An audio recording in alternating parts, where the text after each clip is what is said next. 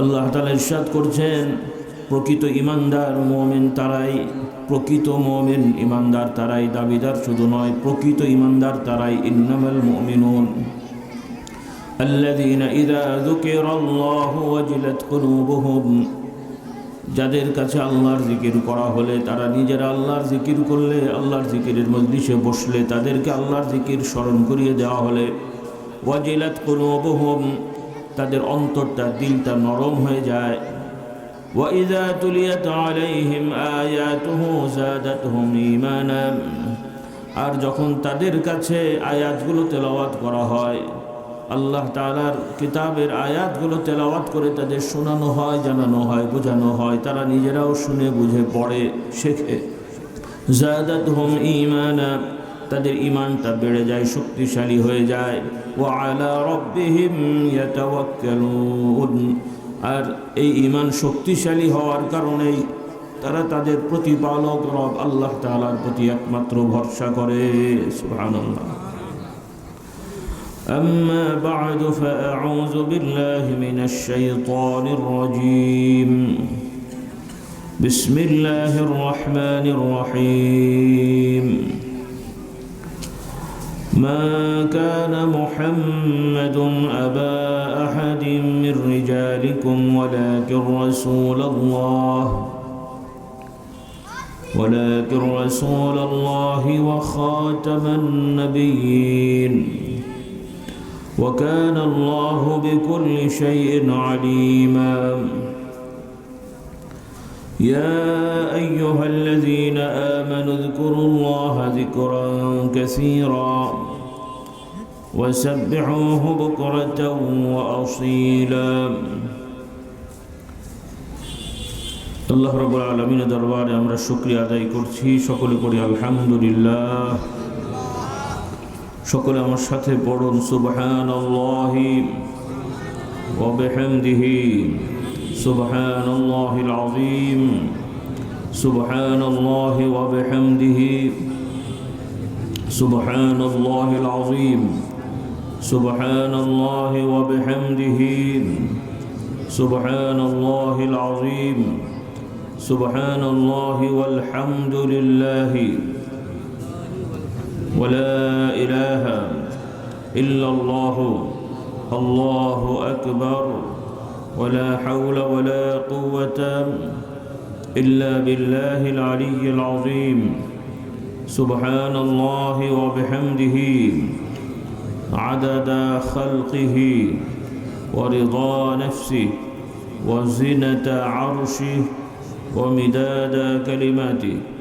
سبحان الله وبحمده عدد خلقه ورضا نفسه وزنة عرشه ومداد كلماته.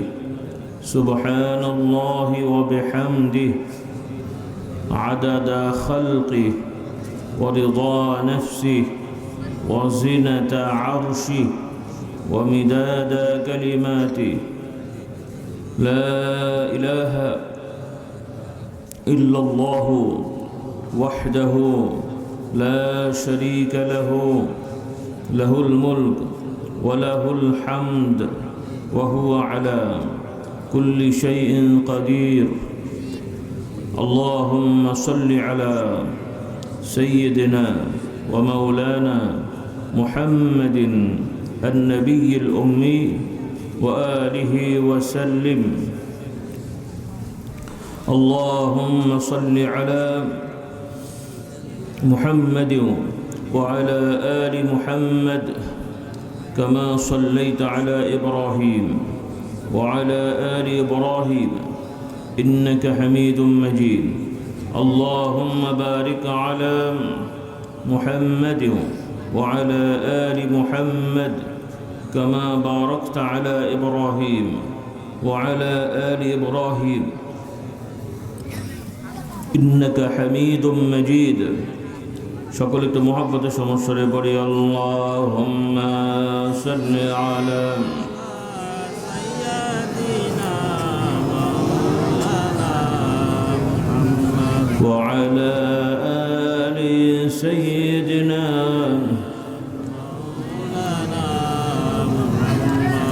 محمد بشر ليس كالبشر ياقوت حجر ليس كالحجر اللهم صل على سيدنا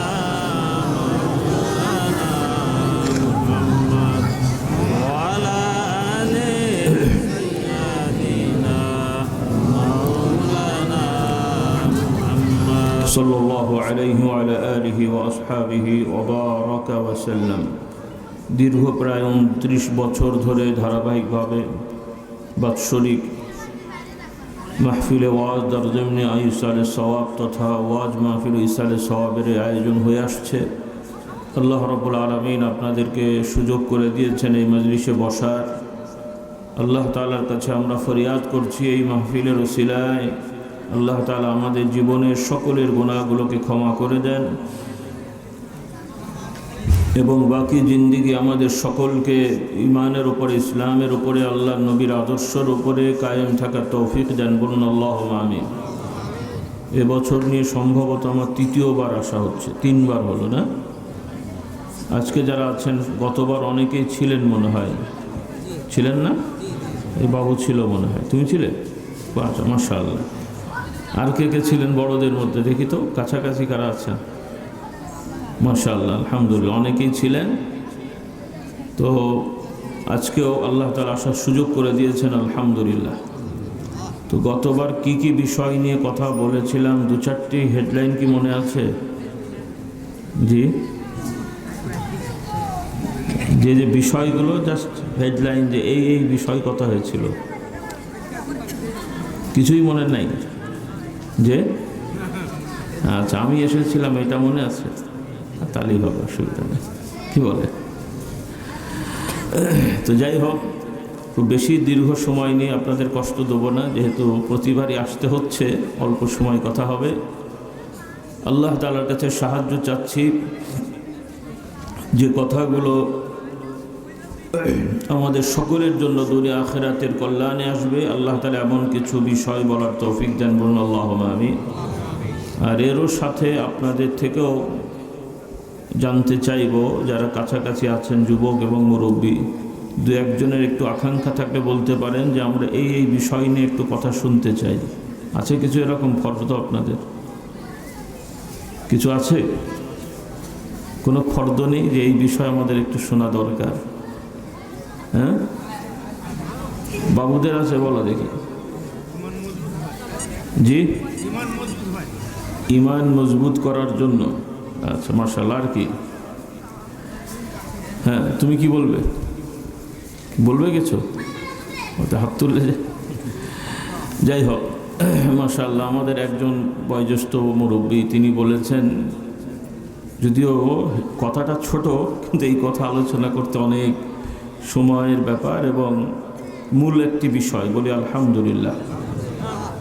আর যদি সত্যিকার ঈমান আমরা মজবুত করতে চাই, আর একটা সহজ বুদ্ধি আছে, সেটা হলো কোরবানির গরু খাবেন, পায়া খাবেন, বাস ঈমান মজবুত হয়ে যাবে। কি তাই তো? গরু খেলে ঈমান মজবুত হয় না? তাহলে কি হয়? তো আল্লাহ রাব্বুল আলামিনের দয়া যে তিনি আমাদেরকে তাঁর সর্বশ্রেষ্ঠ সর্বশেষ নবী মুহাম্মদ সাল্লাল্লাহু আলাইহি ওয়াসাল্লামের উম্মত দাবি করার তৌফিক দিয়েছেন। বলি আলহামদুলিল্লাহ। আমরা সবাই দাবি করছি তার উম্মত। কতটুকু হতে পেরেছি আল্লাহ পাক সব থেকে ভালো জানেন। আর আমরা নিজেদের প্রশ্ন করলে নিজেরাই জানি কে কতটুকু ভালো কতটুকু খারাপ। না জানি না? নিজেরা কি ভালো করি কি খারাপ করি নিজেরা তো জানি, আর সব থেকে ভালো কে জানেন? আল্লাহ। তো আল্লাহ তাআলা আমাদেরকে নবীর উম্মত হওয়ার তৌফিক দেন, কারণ আল্লাহর নবীর উম্মত না হতে পারলে নাজাতের কোনো রাস্তা নেই। আমার আগে মুহতারাম তিনি আল্লাহ রাসূল সাল্লাল্লাহু আলাইহি ওয়াসাল্লাম সম্পর্কে কিছু কথা বলেছেন। তো যাই হোক, আমি জানি না ওই সময় কেমন লোক ছিল, আপনারা কতটুকু ছিলেন, কারণ আমি যখন আসি অনেকটা খালি খালি মনে হচ্ছিল, হয়তো কালেকশনের কারণে অনেক উঠে গেছে কিনা। তো সর্বোপরি ঈমানই হলো আমাদের মূল বড় সম্পদ। ঈমান আমল বিশ্বাস এবং সৎকর্ম এগুলো হচ্ছে আমাদের প্রকৃত সম্পদ। প্রকৃত সম্পদ। আর যেগুলো আমরা দুনিয়ায় সম্পদ হিসাবে দেখি, টাকা পয়সা, জমি জায়গা, বাড়ি, নিজেদের সুস্থতা, ছেলে মেয়ে, এগুলো হচ্ছে অলংকার, সাজসজ্জা। উদাহরণ এই যেমন উপরে শামিয়ানার সাথে এই যে কিছু মানে লেজ দিয়ে নকশা বানিয়েছে, এই নকশাগুলো না থাকলে কি অসুবিধা হতো? দেখতে ভালো লাগছে কিন্তু না হলে কোনো সমস্যা নেই। এই যে এখানে কাপড় পেঁচানো হয়েছে, দেখতে ভালো লাগছে কিন্তু না হলে কোনো সমস্যা নাই। আর যদি এই বাঁশ না থাকতো কাপড় পেঁচাতে পারতেন? তাহলে এখানে মূল হচ্ছে খুঁটি হলো এটা, আর এই বাতি যেটা আছে এটা হলো কি অতিরিক্ত নকশা। তো আল্লাহ রাব্বুল আলামিন আমাদেরকে এই বিষয়গুলো স্মরণ করে দিয়েছেন। মূলত এগুলো যে লাগবে সেটাও আল্লাহ তাআলাই ব্যবস্থা করে দিয়েছেন, বলি আলহামদুলিল্লাহ। আমাদের যত চাহিদা, প্রথমত আমরা সৃষ্টি হয়েছি কার হুকুমে? কিভাবে মানুষ হয়েছি? আমরা যে মানুষ হলাম কিভাবে হলাম? মানে আগে গরু ছাগল বেড়া ছিলাম, পরিবর্তন হয়ে নাকি? কোত্থেকে? ছোট থেকে? আচ্ছা, যাই হোক, মানুষের সূচনা মানুষ। আমার যুবকরা, ছাত্র ভাইয়েরা, এই যে বাচ্চারা আছো, 6, 7, 8, 9 ছেলের মেয়েরা আছো, ভালো করে শিখে নাও, পৃথিবীর মানুষের ইতিহাস জেনে নাও। মানুষ মানুষ থেকেই হয়েছে, বলি আলহামদুলিল্লাহ। মাদর থেকে, হনুমান থেকে বা অন্যান্য কিছু থেকে পরিবর্তনে হয়নি। আবার মরার পরেও কেউ টিকটিকি, গরু ছাগল, হাঁস মুরগি বা ইত্যাদিও হওয়ার কোনো সুযোগ নেই। মানুষের শুরুও মানুষ দিয়ে, মরলেও আবার কবর থেকে মানুষ হয়ে উঠবে, নাকি টিকটিকি হয়ে উঠবে? কিছু লোকেদের ধর্মীয় বিশ্বাস হলো যে মানুষ পরিবর্তন বিবর্তন হয়ে তাদের জীবনটা পরিচালিত হয়। নাউজুবিল্লাহ। যে এখন যারা ভালো আছে পরজন্মে ভালো কিছু হয়, আর যারা খারাপ আছে তারা পরজন্মে সাপ, বেজি, হাবিজাবি, কুকুর, বিড়াল এগুলো নাকি হয়। এটা একটা অবান্তর ফালতু বিষয়। তাহলে আমরা বিশ্বাস করব পুরো জগৎ যা কিছু আমরা দেখছি সব কিছুই সৃষ্টি হয়েছে আল্লাহর হুকুমে। কার হুকুমে? সেই মহান স্রষ্টা আল্লাহ তাআলার ইতিহাস জানিয়ে দিয়েছেন, বলি আলহামদুলিল্লাহ। প্রচলিত নিয়মে মহাবিশ্বের সন্ধান করতে যে গবেষকরা বলে, তাদের তিনটায় গবেষণায় তারা মনে করে যে আদিকালে বহু বছর আগে, কত বছর তার হিসাব নাই, হিসাব করার তো সুযোগ নেই, একটা আন্দাজ অনুমান করে একটা বলার চেষ্টা করে যে একটা মহাবিস্ফোরণ, বিগ ব্যাং যে বলা হয়, এরকম একটা মহাবিস্ফোরণের মাধ্যমে এই জগতের সূচনা হয়েছে। এটা হলো তাদের বক্তব্য। আমরা মুমিন মুসলমান হিসেবে বিশ্বাস করি যে হ্যাঁ, তাদের সেই অনুমানটা অনেকটা সঠিক, তবে এটা এমনি হয় নাই, এটা হয়েছে মহান স্রষ্টা আল্লাহর হুকুমে। কার হুকুমে? হুকুম। এই জগৎ কিভাবে হয় আল্লাহ তাআলা এর ইতিহাস জানিয়ে দিয়েছেন। সুবহানাল্লাহ। কোরআনুল কারীম আল্লাহ তাআলা বলেন, ইন্নামা আমরুহু ইযা আরাদা শাইআন আইয়াকুলা লাহু কুন ফায়াকুন। আল্লাহ তাআলা কোরআনে জানিয়ে দিয়েছেন যে তার শক্তি, ক্ষমতা, তার নিয়মটা তোমরা জেনে নাও। আল্লাহ তাআলার শক্তি ক্ষমতাটা এরকম যে তিনি যদি কোনো বিষয় বানাতে চান, করতে চান, তিনি শুধু বলবেন এটা হও, যেভাবে তিনি চাইবেন, যেভাবে তিনি বলেছেন সেভাবেই সেটা হয়ে যায়। সুবহানাল্লাহ। একটা সময় ছিল কিছুই ছিল না, সময়ও ছিল না, একটা সময় কিছুই ছিল না, শুধুমাত্র মহান আল্লাহ ছিলেন। কে ছিলেন? আল্লাহ। এই হলো প্রথম, প্রথমেরও প্রথম আল্লাহ। আর এই যা কিছু আছে সব কিছুই পরিবর্তন হয়ে ভিন্ন আকারে হয়ে যাবে। কে থাকবেন একভাবে? আল্লাহ। এই জন্য আল্লাহ তাআলার দুইটা মৌলিক বড় গুণ, আল আউয়াল ওয়াল আখির। আল আউয়াল ওয়াল আখির, এটা কার গুণ? আল্লাহর। আল্লাহ বাদে কোনো নবী হুজুরের জন্য এই ধরনের শব্দ ব্যবহার করা যাবে না। কিছু কিছু লোকেরা নবীর ভক্তি ভালোবাসার নামে নবীর ক্ষেত্রেও এই শব্দ ব্যবহার করে। আপনাদের দেশে মনে হয় নাই, সম্ভবত। বুঝে বলছেন না আন্দাজি বলছেন? এই দেশে বলে না মনে হয়, আছে? আচ্ছা, আমার জানা নেই। থাকলে এটা বড় ভুল। নিঃসন্দেহে নবীর ভালোবাসা তো লাগবেই, কিন্তু ভালোবাসা প্রেম দুই রকমের, একটা হলো সোজা বৈধ প্রেম আর একটা হলো অবৈধ প্রেম। কথাই বলে ভক্তি ভালো কিন্তু অতিভক্তি কি? হ্যাঁ, ভক্তি ভালো কিন্তু অতিভক্তি ভালো নয়। প্রেম ভালো, স্বামী স্ত্রীকে প্রেম করবে, স্ত্রী স্বামীকে প্রেম করবে, ছেলে ভাই বোনের প্রেম মানে ভালোবাসা, ভাই বোনের যে ভালোবাসা সেটা ভালো, কিন্তু আরেকটা বাংলায় আরেকটা প্রেম বলে পরকীয়া প্রেম। ওটা কি ভালো না? বুড়োদের জন্য ভালো না, ইয়াং গ্রুপের জন্য চলে কি?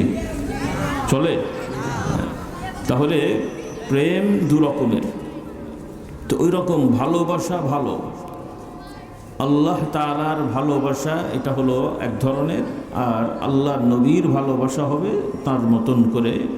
আল্লাহ তাআলার সমান করে কারো জন্য কিছু করা যাবে না, এই নীতিটা খেয়াল রাখতে হবে।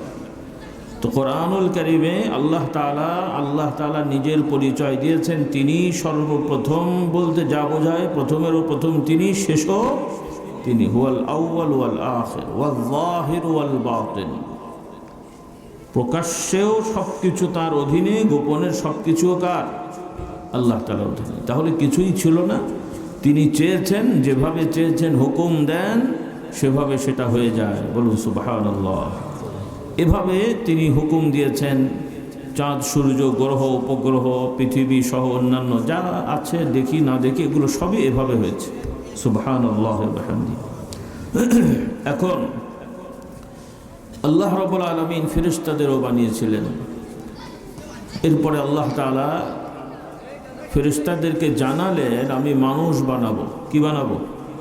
মানুষ। কি দিয়ে বানাবেন সেটাও বললেন, যে আমি মাটি দিয়ে পানি দিয়ে মানুষ বানাবো। মাটি পানির মিশ্রণে মানুষের দেহ আমি বানাবো, আল্লাহ তাআলা ফেরেশতাদেরকে বললেন।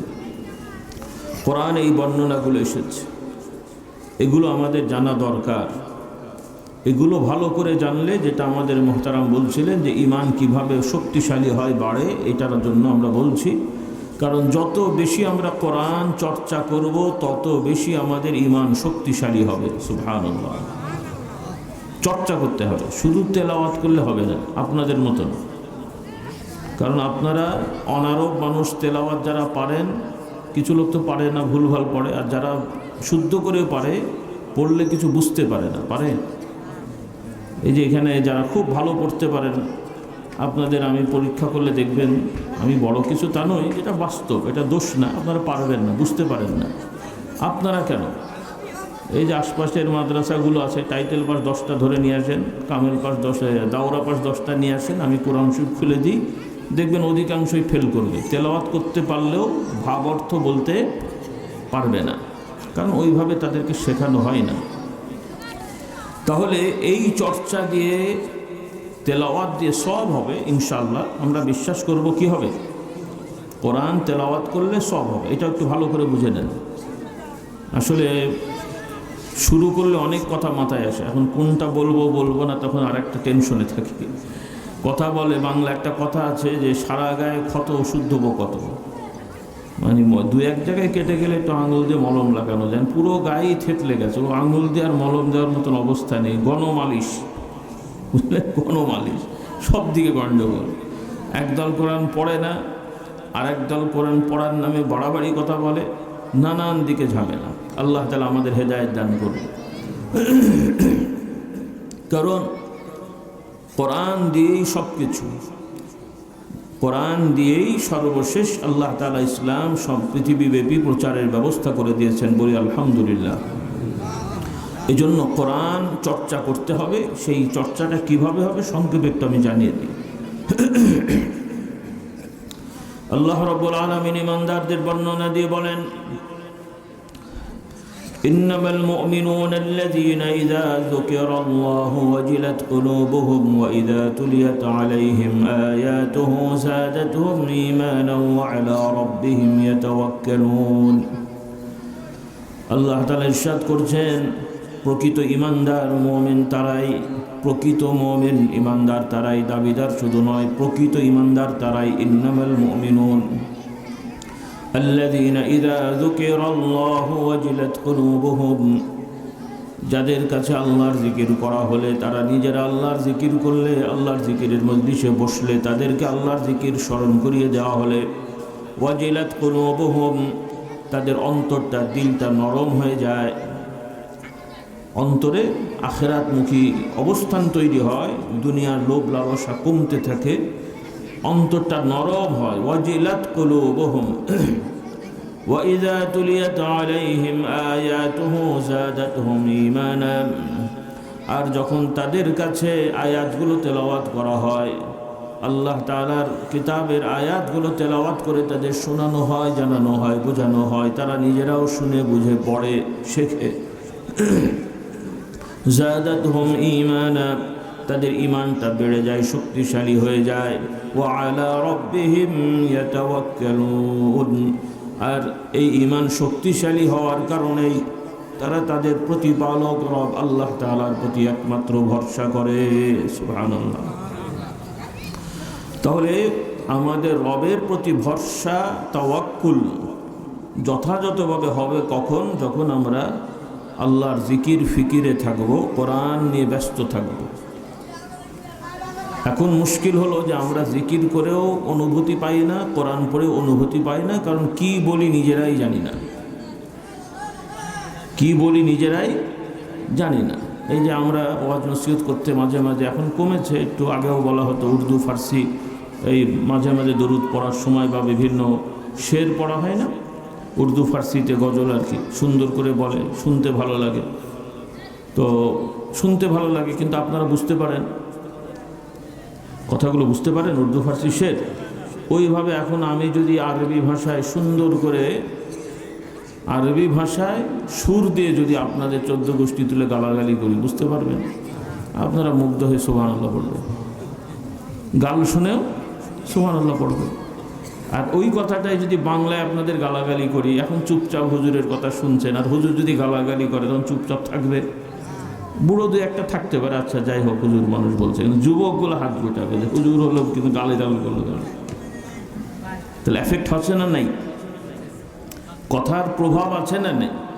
তাহলে বুঝতে পারলে প্রভাব হয়, না বুঝতে পারলে প্রভাব আসে না। তবে কোরআনের বৈশিষ্ট্য হলো যে আপনি আমি বুঝতে পারি না পারি, আন্তরিকতার সহিত, ইখলাসের সহিত পড়লে সওয়াবটা পাবো, বলি আলহামদুলিল্লাহ। ওইটা আমি বলতে চাই। ইদানিং আবার কিছু ভাইয়েরা ভালো করতে যে গুলিয়ে ফেলছেন, তারা আবার বলে বেড়ান যে কোরআন না বুঝে পড়লে কোনো সওয়াব নেই, এরকম কথা কিছু লোক বলে। এটা ভুল কথা, আমরা বলি না, তারা বলে আর কি। কিছু লোক বলে যে কোরআন না বুঝে পড়লে সওয়াব নেই, এটা ভুল কথা। তবে বোঝার দরকার আছে। আমরা বলবো কোরআন বুঝতে না পারলেও পড়েন, সওয়াব হবে, তবে বুঝতে পারলে আরও বেশি সওয়াব, ঈমান মজবুত হবে। বলুন সুবহানাল্লাহ। এখন কিভাবে বুঝবেন? একটু রাস্তাটা বাতলে দিই, চেষ্টা করেন। আপনারা সাধারণভাবে মনে করেন কোরআন শেখার জন্য মাদ্রাসায় দাওরা পাস, টাইটেল পাস করতে হবে, তাও কিন্তু এই দাওরা টাইটেল করেও অতটা বোঝে না।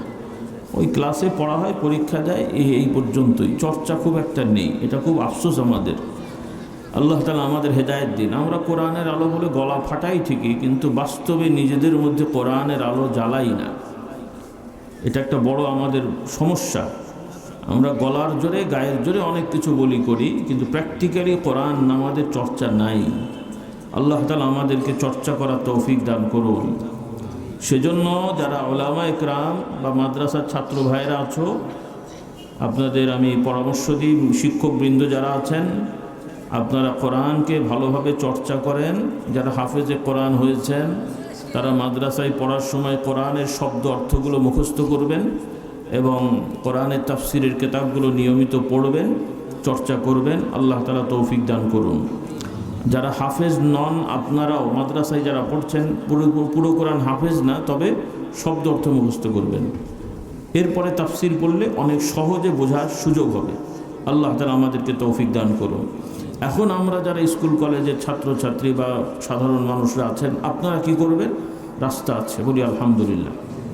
আপনারা এই রকম ওয়াজ মাহফিল হোক, অথবা এটা তো আছেই, যদিও আজকাল অনেক ক্ষেত্রে তাফসিরুল কোরআন মাহফিল লেখা হয়, কিন্তু বাস্তবে তাফসির করা হয় না। এটা একটা খুবই আমানতের খেয়ানত। তারা হেডলাইন লেখে তাফসিরুল কোরআন, একটা দুটো আয়াত পড়ে দুনিয়ার আগরম বাগরম বকে চলে যায়, নাম হয়ে গেছে তাফসিরুল কোরআন। এটা খুবই এক ধরনের কোরআনের সাথে বেয়াদবি। কারণ তাফসিরুল কোরআন হলে কোরআনের তাফসিরের মধ্যেই থাকতে হবে, অন্য কথা এর সাথে জুড়লে এটা বেয়াদবি হবে। কি হবে? আল্লাহ তাআলা আমাদের এই বেয়াদবি থেকে হেফাজত করুন। এই জন্য অনুরোধ করব যে আপনারা এই ওয়াজ মাহফিলও তাফসির বা ব্যাখ্যা করবেন। আর আমাদের একটু জটিলতা হয়, আমাদের যেহেতু অনেক কথা বলতে হয় দায়িত্বের খাতিরে, যার কারণে নির্দিষ্ট বিষয় নিয়ে কথা বলার সুযোগটা আমাদের একটু কম। বলা যাবে না তা নয়, বললে অল্প সময় একটা সাইড হলো, অন্য সাইডের বলার সুযোগ থাকে না। সেজন্য আমরা একটু বিভিন্ন বিষয় নিয়ে বলার চেষ্টা করি। হেদায়েত আল্লাহ তাআলা দেবেন। কে দেবেন? তবে আপনাদের পরামর্শ দিয়ে যাই কিভাবে কোরআন চর্চা করা যায়। আল্লাহ তাআলার রহমত যে বাংলাদেশে এখনও অনেক সম্ভাবনা আছে, জটিলতাও আছে, তবে সম্ভাবনা অনেক আছে। আমার ভাষা বুঝতে কষ্ট হয় না তো? মানে এখনও যেই সুযোগ সুবিধা আছে ভালো কাজের, এইগুলোকে যদি সুন্দরভাবে পালন করা যায় তাহলে যে জটিলতাগুলো আছে অনেকটা এমনি কেটে যাবে ইনশাআল্লাহ। আল্লাহ তাআলা আমাদেরকে তৌফিক দান করুন। এখন সেই সম্ভাবনাটা কি? একটা হলো আমাদের বাংলাদেশে আপনাদের জুমার দিনে সরকারি ছুটি আছে, শুক্রবারে সরকারি ছুটি।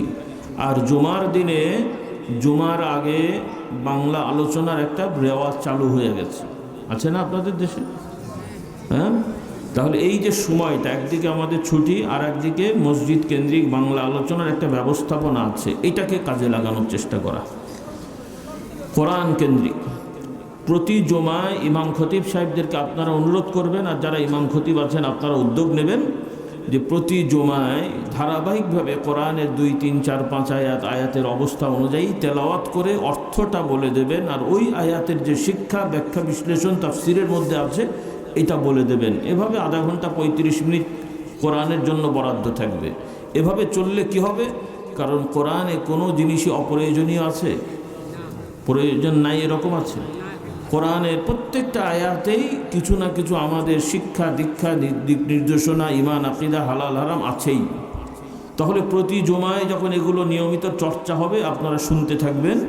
এভাবে চলতে থাকলে মোটামুটি 4 বছর 6 বছরে পুরো কোরআনটাই এই শুনে শুনে কোরআনের অবস্থানটা মাথার মধ্যে চলে আসবে। এরপরে 6 বছরে এক খতম, আরও 6 বছর এক খতম, 12, 14, 20 বছর, 30 বছরে দেখা যাবে আপনারা এখন 14, 16, 18 বছর থেকে নামাজ পড়ছো যুবকেরা। তোমরা যখন 40, 50, 60 বছর বয়স হবে তখন দেখা যাবে যে কোরআনে হাফেজ না হয়েও, দাওরা কামেল না হয়েও মোটামুটি কোরআন হাদিসের হালাল হারামের মৌলিক জ্ঞান তোমার মধ্যে চলে এসছে। বলুন সুবহানাল্লাহ।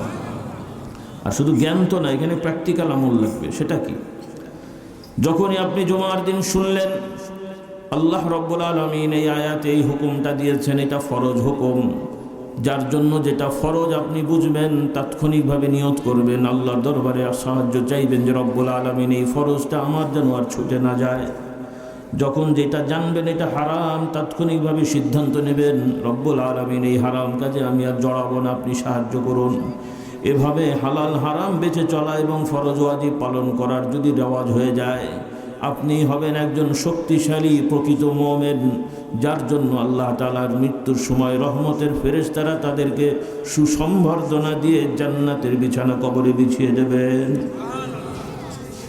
এজন্য আল্লাহ নবী বলেন, মান ক্বারাআল কুরআন ফাস্তাযহারাহু ওয়া আহাল্লা হালালাহু ওয়া হাররামা হারামাহু আদখালাহু আল্লাহুল জান্নাহ। আল্লাহ নবী বলেন, যারা কোরআন পড়ে, কোরআনের শিক্ষা গ্রহণ করে, কোরআনের শিক্ষাকে সমাজে প্রচার প্রসার করে, শুধু পড়ে না, শেখে এবং এটাকে প্রচার প্রসারের চেষ্টা করে, আর কোরআনের হালালকে হালাল সাব্যস্ত করে। আল্লাহ তো হালাল বলেছেন, কিন্তু ওইটা সামাজিকভাবে, পারিবারিকভাবে ওইটাকে ইস্টাবলিশ করতে হবে। আমরা সবাই এটা পালন করবো, এটা হালাল।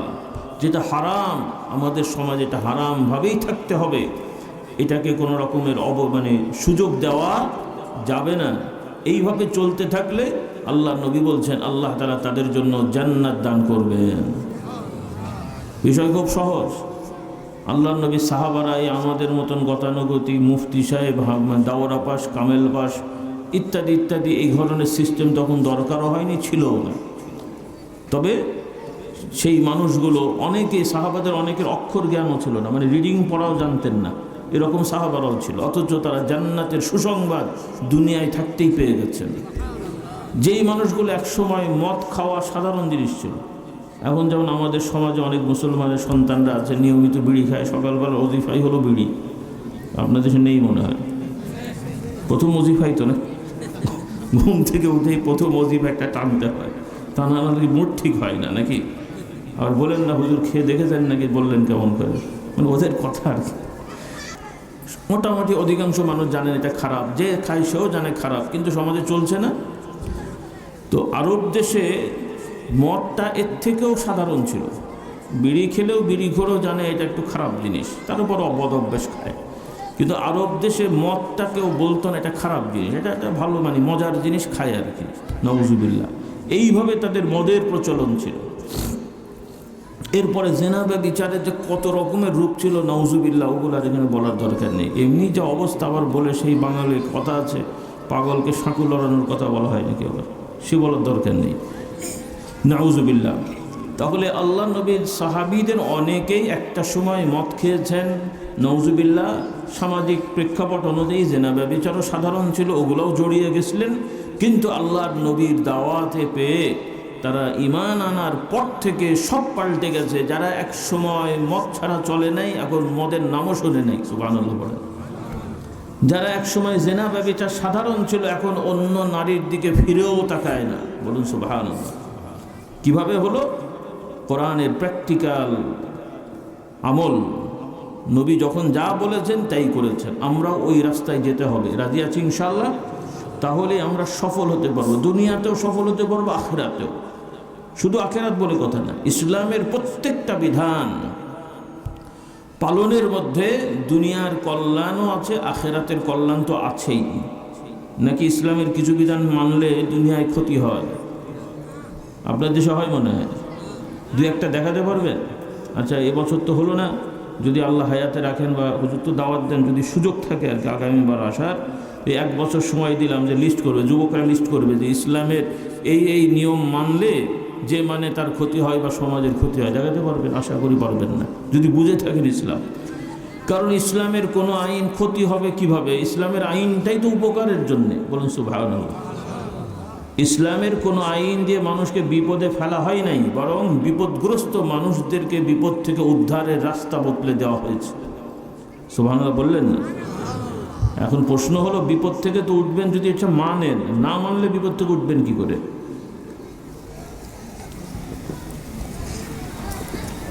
তো এই জন্য আমার ভাই বোনেরা, আসুন আমরা কোরআন চর্চা করি। আমার এখানে ছাত্রছাত্রী ভাই বোনেরা আছো এবং অভিভাবক যারা আছেন, এবছর তো প্রায় 1 মাস 1.5 মাস হয়ে গেছে, তারপরে যদি সুযোগ থাকে এখন থেকে ছেলেদেরকে মাদ্রাসায় পড়াবেন, মেয়েদেরকে মাদ্রাসায় পড়াবেন। তবে শর্ত হলো মেয়েদেরকে, বিশেষ করে ক্লাস 5-এর পরে মেয়েদেরকে মেয়েদের মাদ্রাসায় পড়াবেন, ছেলেদেরকে ছেলেদের মাদ্রাসায় পড়াবেন। যদি মাদ্রাসায় পড়ানোর মতন ফার্স্ট ক্লাস ইমান নাও থাকে, স্কুলে কলেজে পড়ালেও মেয়েদেরকে মেয়েদের স্কুলে পড়াবেন, ছেলেদেরকে ছেলেদের স্কুলে পড়াবেন। এটা তো উপজেলা শহর, এখানে মেয়েদের স্কুল আছে না? মেয়েদের হাই স্কুল আছে, সম্ভবত কলেজও আছে। তাহলে মেয়েদের কলেজও আছে, হাই স্কুলও আছে। এখন স্কুল কলেজ যেহেতু আছে, এখন আপনাদের মেয়েদের যদি সহশিক্ষায় পড়ান তাহলে আল্লাহর কাছে কিন্তু দায়ী থাকবেন। ছেলেদেরকেও যদি সহশিক্ষায় পড়ান আল্লাহর কাছে দায়ী থাকবেন। কারণ এই সহশিক্ষা মানে কো এডুকেশন, বিশেষ করে ক্লাস 5-এর পরে ছেলেমেয়েরা এই বড় বড় বয়সে, এরা যদিও অত বড় নয় কিন্তু এরা কি ছোট বাচ্চা? কথা বলে না? 13, 14, 16, 18 বছরের ছেলে মেয়েগুলো কি ছোট বাচ্চা? কাজেই তাদের অবস্থা তো আর অত বলতে হয় না। বর্তমান যেভাবে ডিজিটাল মিডিয়া ব্যাপকভাবে প্রচলিত, এর সাথে আবার স্মার্টফোন, আরও কত কিছু, এর সাথে যদি এই ছেলেমেয়েরা এই সহশিক্ষায় পড়ে, তার মধ্যে আবার বইয়ের মধ্যে আবার বিভিন্ন রকমের ছবি টবি চলে আসছে, তো এগুলোকে সোজা রাখা কি সম্ভব? সম্ভব হবে? হবে হবে আমার তো একটু পানি পড়া নিয়ে যান, হবে না? হুজুর শুদ্ধ গলায় ঝুলিয়ে রাখলেও কিচ্ছু হবে না। অনেক খুব তাবিজ ভক্ত আছে, হুজুরকেও মাথায় ঘাড়ের মাথায় উঠিয়ে রাখেন, দেখুন ও কিচ্ছু সোজা করতে পারবেন না। আল্লাহর একটা আইন আছে না? নাই? আপনার দেশে এটা তো শহর এলাকা, তারপর আশপাশে তো চাষাবাদ হয়। কি হয় এদিকে? কি চাষ হয়? আচ্ছা, পেঁয়াজ, ধান, সরিষা। ধান কয় রকম হয়? কয়টা ধান হয়? কয়টা? 3 রকম। কি নাম? আচ্ছা, যাই হোক, আউশ, আমন, ইরি। আচ্ছা, এত কষ্ট করার দরকার নেই। আপনারা সব যারা চাষ করেন আমার থেকে পানি পড়া নিয়ে যান। প্রতি বছর একটা চারাই লাগাবেন, কিন্তু নিয়ত করবেন হুজুরের পানি পড়া ঢালছি এই ইরিতে, আগামী বছর আউশ হোক, তারপরের বছর আমন হোক। হবে? তাহলে কি পীর মুরিদি করলেন? পীরের পানি পড়ায় যদি ধান পান না পাল্টাই, তাহলে আর ওই হুজুর মেনে লাভ আছে নাকি? তো আপনারা ছোটোবেলা থেকে ছেলে মেয়েকে তারে তাপ্পা, লাড়ে তাপ্পা, হাট্টিমা টিমটিম শেখাবেন, ছেলে বেয়াদব হবে। তখন বলে হুজুর ছেলেটা বেয়াদবি, একটা তাবিজ দেন গলায় ঝোলাই। হুজুর ঝোলান দেন। ছোট থেকে কোরআন শেখাতে হবে, কোরআনের পরিবেশ থাকতে হবে, শেখালেই হবে না। ওই আবার কিছু মাদ্রাসায় দেখবেন টাইটেল পাস করে, ত্রিপল টাইটেল, চতুষ্পদ জানোয়ারের মতো ঘুরে বেড়াচ্ছে, নামাজ নাই, দাড়ি নাই, বিড়ি খায়, আছে না নাই? রাগ করলেন? ত্রিপল টাইটেল, কিন্তু দেখতে চতুষ্পদ জানোয়ার। তো যেগুলো টাইটেল করে নামাজ পড়ে না, তো জানোয়ার বলবো না তো কি ফেরেশতা বলবো? কি রাগ করে গায়ে লাগলো নাকি আপনাদের? লাগলে আর কি করার আছে? তাহলে পড়েছে ঠিকই, কোরআন হাদিস পড়েছে, এই পাশ থেকে ও পাশ নকল করে পাশ, এই পাশ থেকে ও পাশ নকল করে লিখে পাশ করে চলে গেছে, টাইটেল পাশ। মাশাআল্লাহ, নাউজুবিল্লাহ পড়ে। হাসার জন্য বলছি না, এইরকম পড়লে হবে না। তাকওয়ার পরিবেশ, সত্যবাদী আল্লাহওয়ালা ভালো ভালো আলেমদের কাছে কোরআন হাদিস শিখতে হবে। শুধু পুঁথিগত বিদ্যা দিয়ে ইসলাম হয় না। নবীগণ মিথ্যা কথা বলতেন? আমরা বিশ্বাস করি সাহাবারাও মিথ্যাবাদী ছিলেন না। মুসলিম হওয়ার পরে তারা কেউই আর মিথ্যা কথায় অভ্যস্ত ছিলেন না। বিশ্বাস করেন আপনারা? আল্লাহর নবীর সকল সাহাবারা সত্যবাদী ছিলেন। কি ছিলেন? সত্যবাদী ছিলেন। কিভাবে হলেন? কোরআনের হুকুম মেনে। কারণ কোরআনে বারবার আল্লাহ তাআলা বলেছেন মিথ্যা বলবে না, মিথ্যাবাদী হবে না, মিথ্যা সাক্ষী দেবে না। আল্লাহ নবী বারবার শাসিয়েছেন। এত শাসনের কারণে যে সাহাবারা একসময় অনেক অন্যায় অপরাধ করেছেন ইসলামের আগে, তারা এখন পৃথিবীর মডেল মানুষ হয়ে গেছেন। সুবহানাল্লাহ পড়েন। কাজে এখনও সম্ভব আছে আপনাদের সন্তানদেরকে এই কোরআনের পরিবেশে রাখবেন। ছেলে মেয়ে সবাই নাকি শুধু ছেলেরা? মেয়েদের ইসলাম লাগবে না? মেয়েরা শুধু আপনাদের রান্না করে খাওয়াবে, মরে গেলে শেষ। কি তাদের জান্নাত জাহান্নাম আছে না নেই? তবে থাকলেও কম মনে হয়, সব কম। মহিলাই থাকবেন, আপনাদের মতনই ইবাদত করতে হবে। কিন্তু আল্লাহ তাআলা প্রতিদানে নারী পুরুষ ইবাদতের প্রতিদানে সমান করে দিয়েছেন। সুবহানাল্লাহ। ইদানিং আবার আন্তর্জাতিক একটা কথা বলা হয়, বা বাংলাদেশেও বলে, বা পৃথিবীর সব জায়গায় একটা মুখরোচক কথা ব্যাপকভাবে রাষ্ট্রীয়ভাবে বলা হয়, নারী পুরুষ বৈষম্য কমাতে হবে, সম অধিকার দিতে হবে, এই ধরনের নানান কথা বলা হয়। এগুলো সব কি বলে আপনার মুখরোচক কথা। যারা বেশি বেশি এগুলো বলে, খুঁজে দেখবেন যে ওরাই ও বউদের ধরে ঠেঙায়। কি আছে না নাই আপনাদের দেশে? কি আমার কথা বোঝেন? খুঁজলে দেখেন, আমি জানি এগুলো আপনাদের এলাকার না, আমি জানি, এই সমস্ত তথ্য জানি। বড় বড় যারা মানব অধিকার, নারী অধিকার বেশি বেশি বলে, ওই ভেতরগত খবর দেখবেন যে ওগুলোই তাদের বউদের প্রতি বেশি জুলুম করে। নাউজুবিল্লাহ। এগুলো বাস্তব, এগুলো সব মুখরোচক ফালতু কথা। তো সেগুলো তারা বলুক। আমরা নারী অধিকার, নারীর স্বাধীনতা, এগুলোর সাথে ইসলামের কোনো বিরোধিতা নাই। তবে তারা যেই পদ্ধতিতে নারীর অধিকার স্বাধীনতার কথা বলে, এগুলো কখনোই অধিকারও নয়, স্বাধীনতাই নয়। এগুলো সব উন্মাদনা, পাগলামি আর শয়তানি। প্রকৃত নারীর অধিকার স্বাধীনতা আল্লাহ তাআলা তার বিধানে দিয়েছেন। বলুন সুবহানাল্লাহ। জন্মগতভাবে পুরুষ নারী সবার জন্যই আল্লাহ তাআলা সম্পদের ব্যবস্থা করে দিয়েছেন, যেটা অন্য কোনো ধর্মে নাই। ইসলামে আছে না নাই? আপনারা ভাই যেমন পাবেন, বোনরাও পাবে না? পাবে না? পাবে, তবে ভাইরা দেন না। কি সবাই দেন ঠিক মতো? এই দেশে সমস্যা আছে না নাই? খবরদার, যে সকল ভাইরা বোনদের জমি জায়গা দখল করে রেখেছেন, আত্মসাৎ করেছেন, তাড়াতাড়ি এগুলো ফেরত দেবেন, অথবা তাদের সাথে আওয়াজ বদল করে নেবেন, মোট কথা, অথবা ক্ষতিপূরণ দিয়ে তাদেরকে খুশি করবেন। যে তারা খুশি হয়ে ক্ষমা করুক বা আওয়াজ বদল হোক, যেটাই হোক, তারা তাদের অধিকার নিয়ে যদি সন্তুষ্ট হয়, আপনি বেঁচে গেলেন। আর যদি তাদের অধিকার আত্মসাৎ করে আপনি যত বড়ই ধার্মিক সাজার চেষ্টা করুন, কিয়ামতের ময়দানে বড় আসামি হতে হবে, আল্লাহ দরবারে কোনো ছাড় নেই। সেজন্য পারিবারিক জুলুম পৃথিবীব্যাপী সব জায়গায় আছে, এদেশেও অনেক হচ্ছে এবং ইদানিং দিনকে দিন বাড়ছে। পারিবারিক জুলুম দিনকে দিন বাড়ছে। কারণ আপনারা এই যে আমরা এসেছি জিকির আজকার শেখাবো, আমল শেখাবো, আপনাকে আমি অজু শেখাবো, পানি দিয়ে অজু করবেন, কিন্তু নাপাক পানি দিয়ে ভাই অজু হবে? নাপাক পানি দিয়ে অজু হবে? নাপাক পানিতে যেমন অজু হবে না, ওইভাবে হারাম খাওয়া খেয়ে ওই শক্তি দিয়ে ইবাদত আল্লাহর কাছে কবুল হয় না।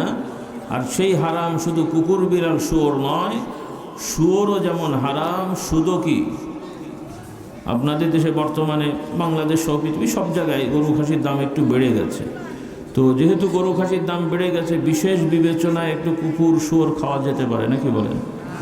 খাবেন আপনারা?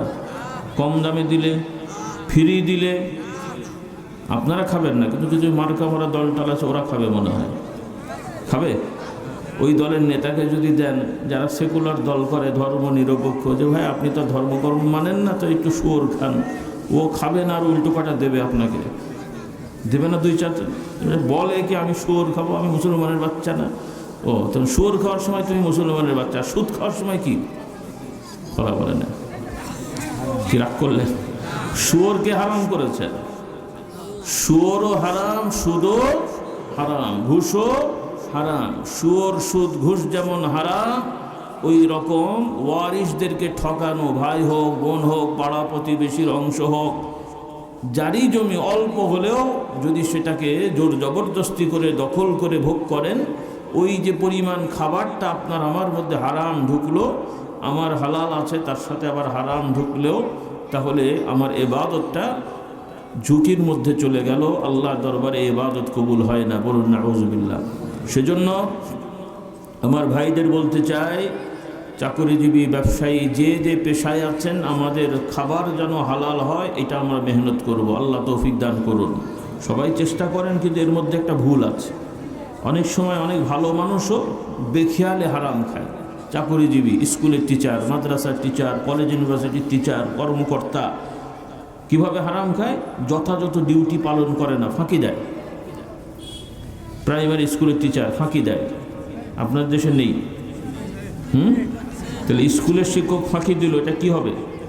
বেতনটা যে নিল, ফাঁকি দিলেন, 1 মাসে 10 দিন ক্লাস ঠিক মতো করেন নাই, তাহলে ওই পরিমাণ বেতন কি হয়? হালাল না হারাম?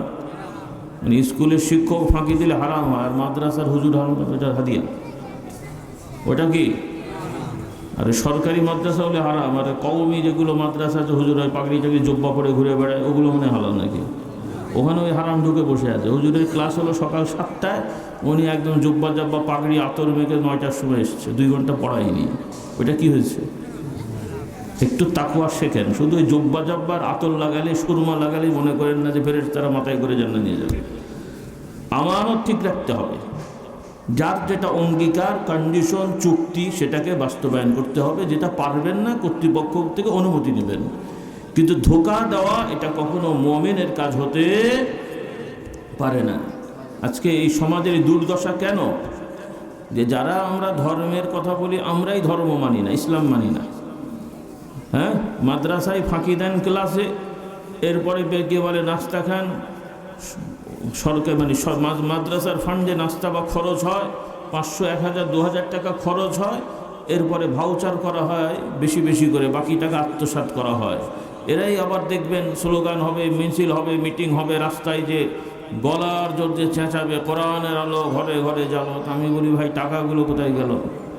কি তো এইগুলো ভণ্ডামি না? এই ভণ্ডামি আমরা যেন না করি, সবাইকে বলছি, হুজুর, পীর সাহেব, দরবেশ, আমরা এই ভণ্ডামি যেন না করি, সততার সহিত চলি। রাজি আছি ইনশাল্লাহ? বলি মা বোনদের বলতে চাই, আপনারা মহিলারা মহিলা থাকবেন, মহিলারা পুরুষ হওয়ার ধান্দা করবেন না। মহিলারা মহিলার দায়িত্ব পালন করবেন, পুরুষের দায়িত্ব ঘাড়ে নেবেন না। পুরুষের দায়িত্ব মহিলা ঘাড়ে নিলে বিপদে পড়বেন, আবার পুরুষরা যদি মহিলা মার্কা পুরুষ হন, তাহলেও বিপদে পড়তে হবে। এজন্য পুরুষ পুরুষের দায়িত্ব পালন করবেন, মহিলা মহিলার দায়িত্ব পালন করবেন। আল্লাহ তাআলা দায়িত্ব বন্টন করে দিয়েছেন। সময় কম, তবে ইবাদত সবার জন্য সমান, কিন্তু কিছু নিয়মের তফাৎ হলেও সব আল্লাহ তাআলা একই রকম দেন। বলুন সুবহানাল্লাহ। উদাহরণস্বরূপ, ফজরের নামাজের সময় হলো, স্বামী স্ত্রী দুইজনই ফজর বেলায় ঘুম থেকে উঠলেন, স্বামী মসজিদে যে জামাতে নামাজ পড়লেন, স্ত্রী বাড়িতে পড়লেন, সব একরকম হবে না দুই রকম হবে? দুই না এক? বুঝে বলছেন না আন্দাজে? ও বেচারা শীতকালে ঘুম থেকে উঠে মসজিদে গেল, আর ইনি ঘরে পড়লো, একরকম হয় কেমন করে? এই মাশাআল্লাহ, এই তো আলহামদুলিল্লাহ বলে। কালেও পুরুষ মসজিদে গেছে আল্লাহর হুকুম মেনে, ইনি বাড়িতে পড়েছেন আল্লাহর হুকুম মেনে। দুটোই নামাজ, দুই নিয়মে হয়েছে, কিন্তু সব কি? সুবহানাল্লাহ পড়ে। হ্যাঁ, আপনি এক ছেলেকে 10 টাকার একটা নোট দিয়েছেন, আর একটাকে 5 টাকার দুটো নোট দিয়েছেন, কাকে কম দিলেন কাকে বেশি দিলেন? আর ওই ছোটোটা যদি একটা পায়, ও চিন্তা করবে যে আমাকে একটা দিল, ওকে দুটো দিল। অঙ্ক না জানার কারণে তার এটা মনে হতে পারে। তো এখনকার সমাজের কিছু লোকেরা মনে করে যে ইসলামের নিয়মে হুজুররা বলেন পুরুষরা যা পাবে নারীরা অর্ধেক পাবে, কম হয়ে গেল। এটা কম? নারীরা যে সম্পত্তি যে ওইটা পায়, বেতন তার কম দিতে বলা হয় নাই। একই র্যাঙ্কের পুরুষ নারী যদি চাকরি করে, একই পোস্ট, নারীরা চাকরি নিয়েছে পুরুষ চাকরি নিয়েছে, বেতন কম দিতে হবে, এটা কি কোনো কথা আছে? সেটা তার ব্যক্তিগত যোগ্যতা এক। কিন্তু আল্লাহ তাআলা পারিবারিক সম্পত্তি সেখানে দায় দায়িত্ব বন্টন করে দিয়েছেন। সেই দায় দায়িত্ব অনুযায়ী পুরুষদের যা দিয়েছেন নারীদের অর্ধেক দিয়েছেন। আর প্র্যাকটিক্যালি হিসাব করলে দেখবেন ওই অর্ধেকটাও হিসাবে নারীদের জন্য রিজার্ভ থাকে, বাড়তিই থাকে, আর পুরুষ যেটা পায় বেশিরভাগ খরচ হয়ে যায়। সেই হিসেবে ওই অর্ধেকও নারীদের জন্য বেশিই হয়। সুবহানাল্লাহ। নাকি বোঝাতে হবে? আর বোঝাতে হবে না, জানেন সব। এই জন্য বলতে চাই, যেহেতু আপনারা কিছুটা শহরে মানুষ হয়ে গেছে, আমি তো ছোটোবেলায় আশপাশে এসেছি, আলহামদুলিল্লাহ এখন অনেক উন্নতি হয়েছে আপনাদের বাড়ি ঘর সব কিছু দিক থেকে, কিন্তু স্বভাব কিন্তু উন্নতি না হয়ে আমার মনে হচ্ছে একটু অন্যদিকে গেছে। কি মনে হয় আপনাদের? আল্লাহ হেদায়েত দান করুন। হ্যাঁ, বাড়ি ঘর চকচক করছে ঠিকই, কিন্তু স্বভাবটাও যেন একটু ভালো হয়। রাজি আছি আলহামদুলিল্লাহ। আগে ঘর লিপতে হতো, আর এখন টাইলসে চকচক করে, কিন্তু টাইলস দিয়ে ঘর চকচক করলেও চেহারা সুরত সব ঘোলা হয়ে গেছে। বিড়ি সিগারেট খেয়ে, হারাম খেয়ে চেহারায় আর নূর নেই। আগে গরিব মানুষ ছিল, হালাল খেত, হুজুররা আসতেন, তওবাতুল্লাহ পড়িয়ে দিত, অল্পতেই জান্নাতি রাস্তা হয়ে যেত। আর এখন পণ্ডিত হচ্ছে আর হারাম খাতে, যে যত পণ্ডিত তত বেশি হারাম করে। গালদি নেই, মানে হারাম খায় আর কি, খায় না। বড় বড় কর্মকর্তা অফিসে বসলে এখন শুধুমাত্র 9-6 করার ধান্দা। যেখানে 500 টাকার ফাইল, ওখানে 3000 টাকা ভাউচার বানাবে। বালিশের দামও নাকি রূপপুরে মাঝখানে 10,000 না 10,000 শুনেছিলাম আপনাদের। কী অবস্থা দেখেন! তো এগুলো কি গ্রামের মানুষ করেছে? বড় বড় ডিগ্রিওয়ালা চোর। তাহলে আল্লাহ হেদায়েত দান করো। আর এই চোরগুলো এই টাকাগুলো নিয়ে ছেলেদেরকে বড় বড় জায়গায় পাঠাচ্ছে মানুষ করার জন্য। এগুলো মানুষ হয় না অমানুষ হয়? এই মানুষের রক্ত চুষে খেয়ে তোমার সন্তানকে মানুষ বানাতে পারবে? কখনোই হবে না। ডিগ্রিওয়ালা হবে, কিন্তু ডিগ্রিওয়ালা এক একটা অমানুষ হবে। পশু বললে ঠিক হবে না, পশু বললে আবার ওরা মামলা করবে। ওরা বলবে যে আমাদের মর্যাদা আছে, একটা পশুর একটা মর্যাদা আছে না? এগুলো সেটাও নেই। আল্লাহ হেদায়েত দান করুন। তো যাই হোক, আমার যুবকদের বলতে চাই, তোমরা একটু সচেতন হও, ছাত্রছাত্রীরা নীতিবান হও, এবং নিয়ত রাখো যে আমরা 2 নম্বরই নয়, আমরা 1 নম্বর হয়ে চলবো। রাজি আছি ইনশাআল্লাহ? পড়াশোনা করে যোগ্যতা অর্জন করবে, যোগ্যতার আলোকে চাকরির চেষ্টা করবে, ঘুষ ঘাস দিয়ে মানুষ লবিং করে নয়, যোগ্যতা দিয়ে চেষ্টা করবে। রিজিককে দান করবেন, রিজিককে দান করবেন, রিজিক আল্লাহ তাআলা দান করবেন। আর বেশি কথা নয়, মা বোনদের বলি জিকির আজকার করবেন, ভাইদেরও বলি হালাল খাবেন, এর সাথে জিকির করেন, ফরজের সাথে নফল আদায় করেন। নাকি আপনারা আবার ডিজিটাল মুত্তাকি হবেন, না স্মার্ট মুত্তাকি? হ্যাঁ, হাতের তসবিহ, মাথায় পাগড়ি আর হাফ প্যান্ট, কেমন লাগবে দেখতে? কি না না, স্মার্টনেস, স্মার্ট খাওয়া। হ্যাঁ, আপনারা যা জিকির আজকার করেন, খাওয়া দাওয়া ঠিক নাই, বিড়ি খাবে আর এখানে এসে জিকির আজকার করছে, কলব নাকি সাফ হচ্ছে, ঘোড়ার ডিম হচ্ছে। হালাল খান, দাড়ি টাড়ি রাখেন, মেসওয়াক করেন, এর সাথে জিকির আজকার করেন, জামাতের পাবন্দি হোক, কলবে নূর আসবে ইনশাআল্লাহ। আল্লাহ তাআলা আমাদের তৌফিক দান করুন। ফজরের বাদ জিকির আজকার করেন। রাসূলুল্লাহ সাল্লাল্লাহু আলাইহি ওয়াসাল্লাম বললেন, যে ব্যক্তি ফজরের সালাত নামাজ জামাতে পড়বে, তারপরে সূর্য ওঠা পর্যন্ত মসজিদে বসে থেকে জিকির আজকার করবে। সূর্য ওঠার পরে 2 রাকাত নফল নামাজ পড়বে, সলাতুল ইশরাক বা ইশরাকের সালাত আদায় করবে। আল্লাহ রাব্বুল আলামিন এই ইবাদতের উসিলায় তার নামায় আমলে পূর্ণাঙ্গ একটা হজ এবং উমরার সওয়াব আল্লাহ তাআলা দান করবেন।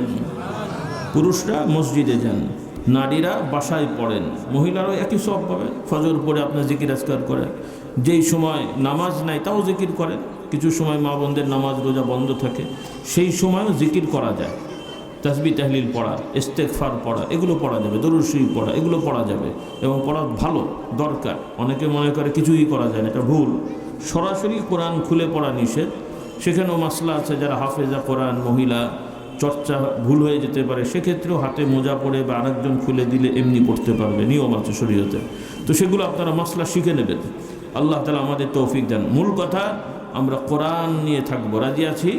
খানকার তালিমগুলোতে জিকির আজকারের পাশাপাশি কোরআনের দর্শ চলবে।